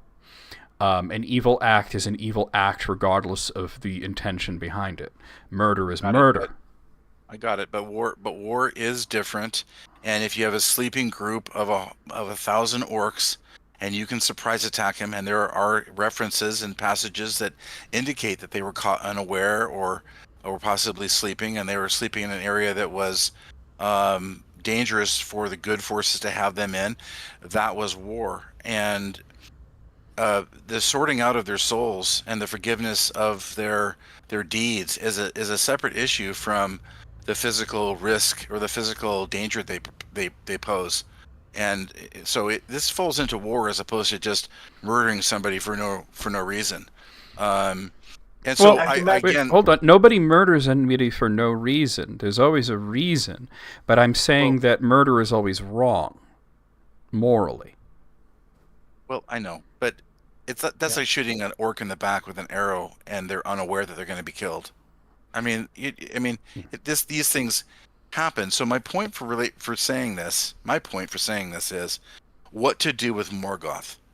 What to do with Morgoth at a moment that you feel like you can end the suffering. Now, you pointed out a very valid passage, which was, evil may do something good, so nobody should really stop it because they don't have the authority to do that. Not that we shouldn't stop it. That's not what I said. Okay, but there's something good that will come from evil being able to be allowed to go on. Mm-hmm. If that was the case, then they would have never sent the army of Valinor to stop Morgoth under the rule that, well, if we stop him, we're going to be preventing something good he might do, after this period of time. Maybe he'll repent or something. No, they came in and they were there to kill everybody that was there and to bring him back and face judgment and everything. And so what I'm saying is, at what point do we let the judge, but remove them from the ice? Yeah. Well, in a hockey game. I'm going to pass it to. I want to comment, and then I'm going to pass it to Sid. The point is, it's exactly what Bilbo went through when he had the opportunity and, in fact, the urge to slay Gollum. It's not a fair fight. Morgoth got a fair fight. Gollum is not Morgoth. But I know he's not. But it's an example of Morgoth did get a fair fight and he lost. Go ahead, Sid. Well, I have the answer is when is it right? I think is answered by Tolkien in two ways. One is there is a range of, hey, this is war. And on one hand, you have Gandalf, who is always never slay anyone, not even an orc, without the greatest need.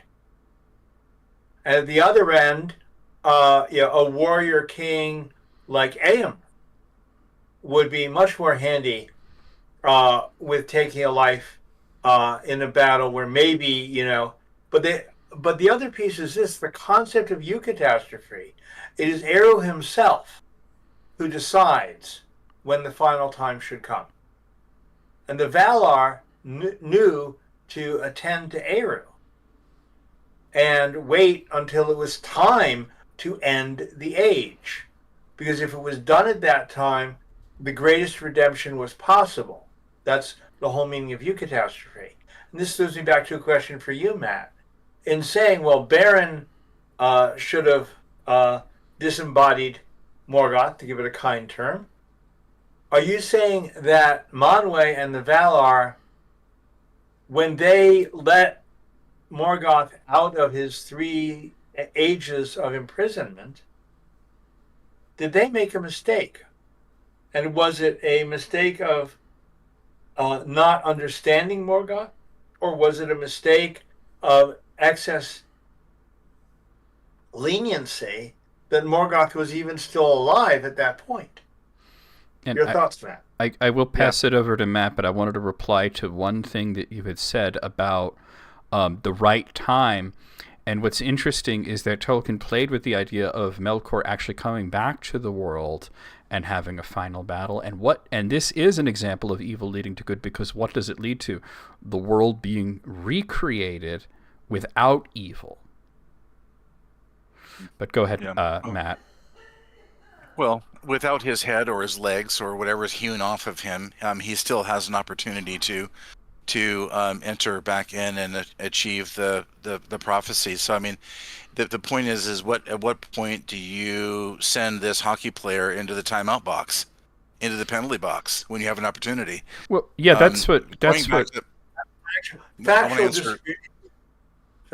There's evidence in the Silmarillion that if Morgoth had been disembodied, like Sauron was at the very end of the Third Age, he had invested so much effort into building that material body that if it was destroyed, he would still be an evil spirit, but he couldn't embody again.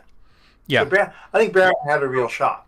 But I want to hold on, John. I want to answer his question. I still want to answer his question. Just a second. So he's asked me what. Yeah, well, that's what I was trying to say. Let's take a deep breath for a second and circle back to Sid's question, which was it an error to let him out of Mandos after 3 ages? Yes, then my answer to that question is yes, it was an error, because with all their wisdom, they should have been able to know at that point what they didn't know, what they couldn't trust. And because they should have been able to know in their infinite wisdom, or whatever wisdom. Well, they definitely don't have infinite wisdom, that's for sure. I know, but they don't. That's my point. Yeah. My point is they think that he's going to repent after all the things that he's done, and then naivete seems so. Naivete is the correct word. Unable to self-reflect about their own naivete, that they're no judgment. They're no judges of anything at that point, especially with a being like Morgoth. And so the point is that at that point, what do you do to take that opportunity to stop all the suffering that's being caused by Morgoth at that point, knowing what we know after the rest of the War of Wrath and the Second Age and Third Age, everything. And I do agree that at that point he had invested himself into so much physical embodiment and energy that would have been a fatal blow to him. Yes, they may have not have got out of there. Luthien would have been dead. Beren probably would have been dead. Everyone would have woke up. It would have been a terrible situation. Their whole love thing would have been gone. Mandos would have welcomed them home and said, "You're going to stay here," the whole thing. And she would have never appealed for him to be released and all that. All that's true. But the question is, wouldn't that have been the time to do it to the guy the being who really had it coming? That's kind of the question, and we're having a good discussion, but I mean, that's the nut of it. I have to, because it's been a very discussion between you two, and I have to get in here. First of all, no, I don't think that was the time to do that, and I've explained why. But I want to circle back to what I said earlier. I don't think that they were physically capable of killing Morgoth. This is something that we have to talk about as well. Not just is it right to do so, but can they even do that to his sleeping body? The greatest weapon that they had was a little knife that broke. And maybe they could have grabbed something from, like one of the sleeping, Balrogs or something there. But I don't think that Morgoth was, and this is a really important distinction here because Tolkien always said that evil is cooperative. I don't think that he was in the business of giving any of his guys a weapon that could harm him. Except the passages clearly indicate, very clearly, word for word indicate, that it was lit by horror, and there were weapons there were swords and weapons of torture hanging and laying around all over the place. So he could have gotten one. I think the main question is, how much time did those two lovebirds think they had? I mean, I get that that's the passage, the gist of the passage. I get that. I'm just exploring that moment of the thought of, holy crap, this is the moment. I totally get it. But what I'm saying about specifically about the weapons is I don't think Morgoth kept anything around that could actually harm him. And I'm going back to the Lord of the Rings here. Gandalf the White, one of the first things he said was that Aragorn and Gimli and Legolas did not possess any weapons that could harm him. And this is interesting considering the weapon that Aragorn is holding once killed Sauron. I don't think that they would have been able to actually harm him in any real and meaningful way with what they had available. They weren't Fingolfin. Well, I need some time to be able to read my song at the end of this segment. Oh, yeah. Well, you have 10 minutes, so why don't you go ahead and do that now? Okay. So I've been working on this for a while. Don't anybody laugh at me out there. Oh, Sid, go ahead. Look. You had a comment. No, he's giving you the thumbs up. Okay. I've been working on this for a nobody's while. nobody's gonna make fun of you. Okay. I'm going to start off with this. This is actually entitled. Wait 1 second. I want to just say something from chat here. Geralt said, "It isn't Morgoth evil because he needs to be." Eros said himself, "No Ainur can change the song against his will, and if he does, he will notice that it was Eru's plan from the beginning." That is very true, but I am also in agreement with Namo Mandos, who says that yes, evil may be necessary, but it is still evil. But go ahead. We want to hear this song.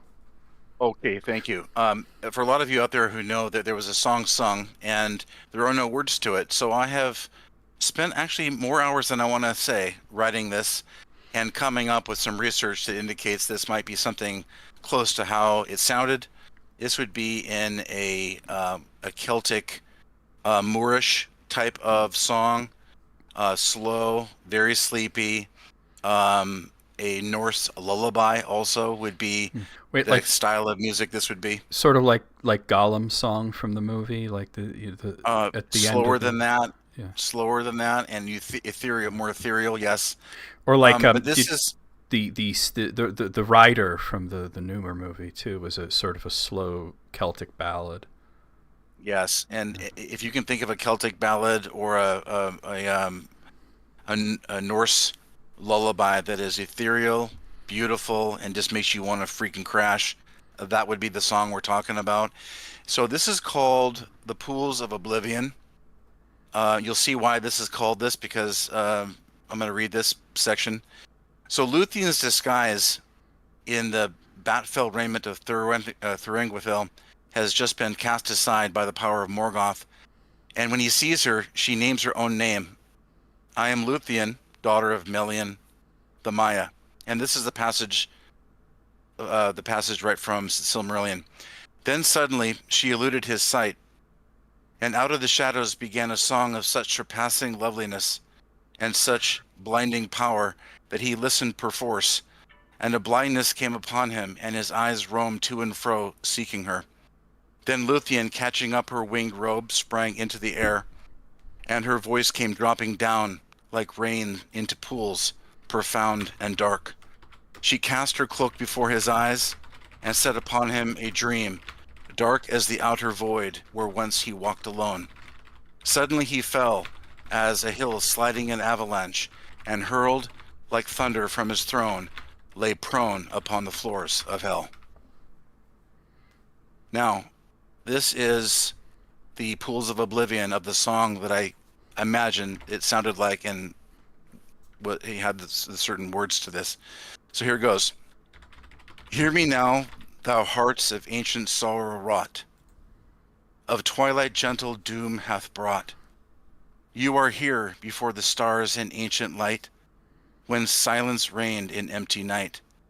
'Twas set forth in Arda, a fine gift for thee, love and life for a time might be.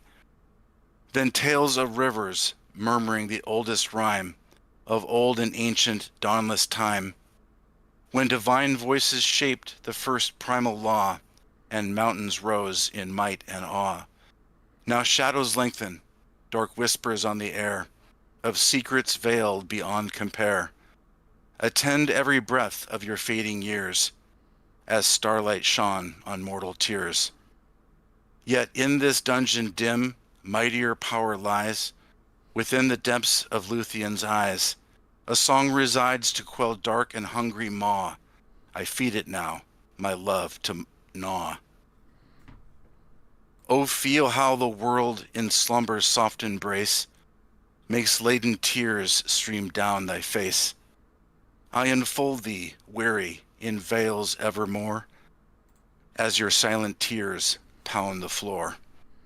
Now sleep now, sleep long, as sunlit drifts softly by. Forget the world beneath the sky. From sorrow's cold chain, from all torment and sting, my gentle cure shall slumber bring. As dry flowers, stone did crumble at my word. Tall gates fell down, my song they heard. So shall thy burdens heavy, though dark they be, yield to the spell I cast on thee. And down you sink, heavy anguish, hatred, and pain.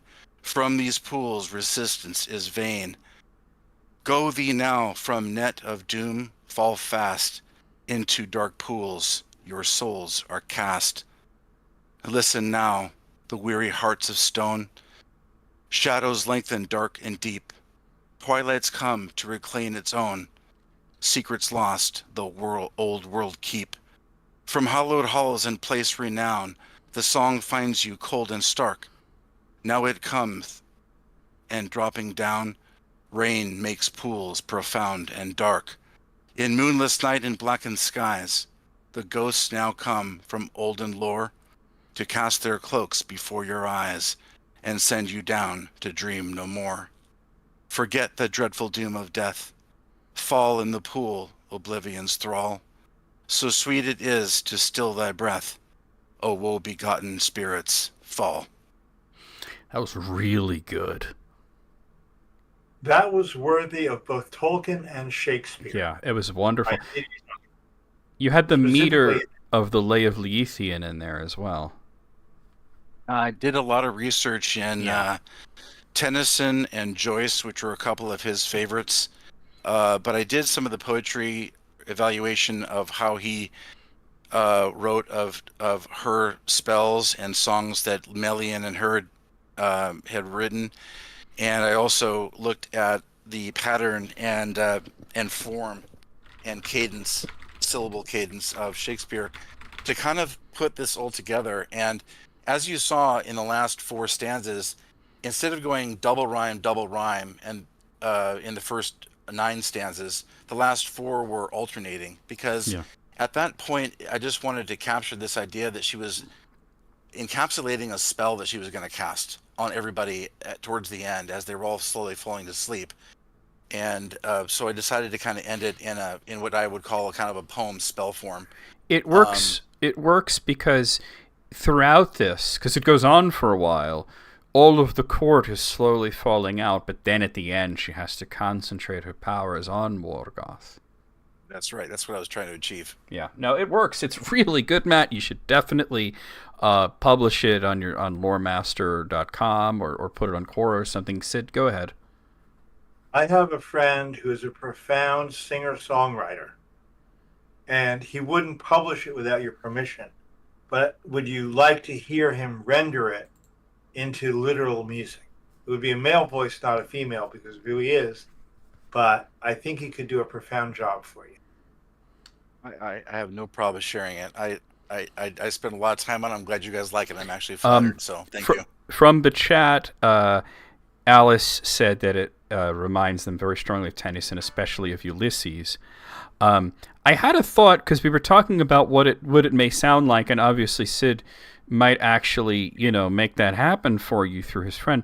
But I'm going to send you a link. Don't bring it up just yet on stream. But, oh, that's not quite it. There was a video game called Dragon Age. And there is a portion where the bard in your group sings this sort of Celtic song to all the other party members, and I thought it's a very slow, sort of beautiful song, and she has a very beautiful voice. I'm sending you the link to that song there. It's not in English or anything, but I think. Well, my voice doesn't do it justice, because we're all trying to think of something that would take probably 3 or 4 times as long, because the way she would sing it, she would sing it would be very slow, very beautiful, like you're listening to an opera singer on magic, Yeah, that would be. I mean, that took you. I'm going to stop the timer because there are only 20 seconds left here. That took you about 5 minutes to read. It would probably be like a 9-minute dirge in singing it.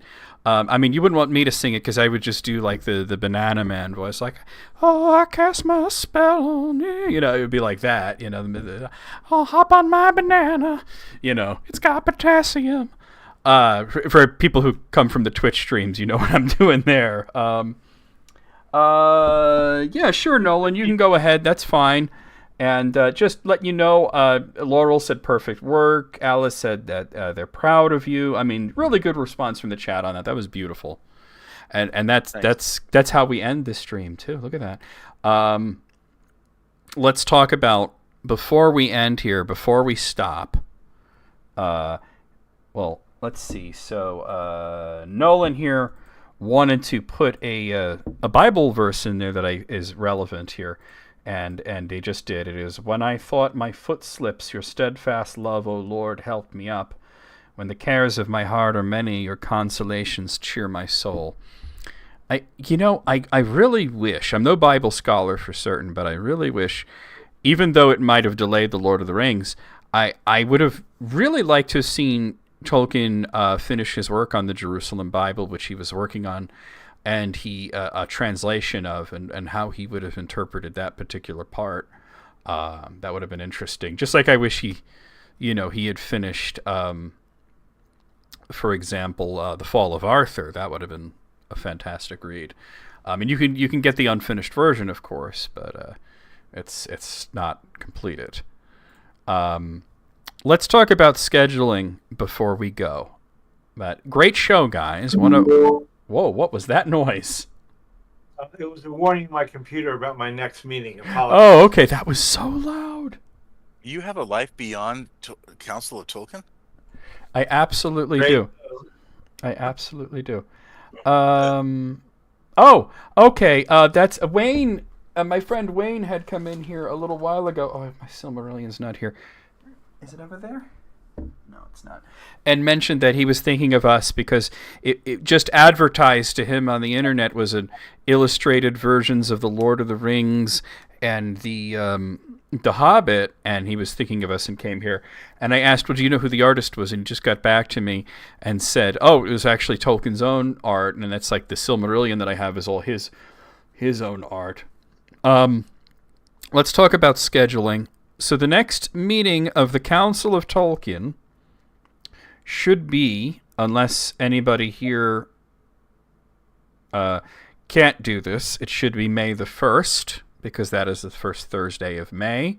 So let's make sure that we're all available for May the 1st. Okay, Sid is giving a thumbs up. Matt, that's good for you, May the 1st? May Day, baby. May Day, baby. Okay. All right, so that works. You've got calendars for that one. Yeah. And just to let you guys know, because the streams here, the Tolkien streams have been doing so well in terms of numbers and engagement and everything, and just, having the opportunity to do so, that April, we are going to have 2 more Tolkien streams. As a matter of fact, the 10th, a week from today, and the 17th, 2 weeks from today, I will be doing reading streams. Well, one of them may be a reading stream, and the other might be something else. But I'll let you guys know that I will be streaming Tolkien-related content on both YouTube and Twitch on the next 2 Thursdays of the month. And then, of course, the 24th, I have a different podcast that I do on Twitch, and we'll be back here for the first. Some of the Thursdays that I had were cleared up, so I'm able to do more of these streams since they have done so well. Okay, so let's head over to here. And let's do our final thoughts and plugs. Matt, go ahead and get all your plugs out. Well, again, I'm on Quora as lore master. For those of you who enjoyed that poem, I have written this and have posted it. It's Luthien's Song to Morgoth, The Pools of Oblivion. It was posted about 5 days ago, and so if you want to take a look at it, you can. Comments are obviously welcome. If you have edit changes to it, I'm open to that too. But outside of that, thanks for joining us tonight. It's been a pleasure. Sid, once again, John, you guys are great. Yep, absolutely. This is really fun. Sid, go ahead. Plug away. Thank you, everyone out there, and thank you, Matt and John, because this has been just the most exciting and enthusiastic encouragement for me. I had to step away from my own writing for a while. I'm back. I'm now very encouraged. Do keep an eye out for me as Sid Kemp on Quora, but even more, keep an eye out for me in fan fiction, Tolkien fan fiction in particular, on Archive of Our Own, AO3. The links will be in the description. And I would love it if you would go out to Quora and send me a private message telling me what you want me to write about. Just push me, goad me into insane quantities of writing. I'm ready. You know what I want to see? I'll be the first. Never mind a private message. I want to see that Redemption of Saruman story. Okay, I'd love to see that. Okay. So if any of you ever want guidance in how to write this stuff, also find me on Quora, talk to me. Okay. I love new writers to get out there. Okay, so for those of you on YouTube, the stream will end in just a few moments, and of course, it will be available for my members to watch on YouTube for the next, say, 2 weeks or so, and then it'll be available for everybody to watch. Consider membership if you're not a member. It really does help me out. Also, hit the like button. Even on this video as a stream that you're watching, hit the like button. Subscribe if you haven't, and tell some people that you know we're trying to grow the channel. It has been growing magnificently, and we just got to push and keep pushing. And of course, you can visit me on Twitch because I stream every day on Twitch of gaming content and such. And actually, I'm going to be bringing some of the gaming content over to YouTube in forms of Tolkien-related video games. So I was thinking, like I said, I'm going to be doing Tolkien streams for the next 2 Thursdays. One of them will definitely be reading The Fellowship of the Ring. The other, maybe we'll play a Tolkien-related video game. We'll see. We'll see how I'm feeling. I will let you know in posts and such. And also, Discord, a little while ago, Alice put a link to the Discord in the YouTube chat. Moogle, if you can do that in the Twitch chat for me, join me on Discord, and you will have my full schedule and know everything that's going to happen before it happens. And if you're watching on Twitch, we're going to raid somebody. So let's see who I have online right now. I've got to bow out, guys. See you, Sid. Yep. Yeah, Sid, you're not on cam anymore, so you could go ahead and go. Oh my God! So Scottish Maiden, a good friend of mine, who's also named Alice, who's from Scotland. I was just talking about Dragon Age Origins. There's a song from it that I texted to you, Matt, and I want to get your reaction to it once we're no longer live. She's playing Dragon Age Origins. Isn't that? Oh, cool. Isn't that serendipitous? Let's raid her for the Twitch chat.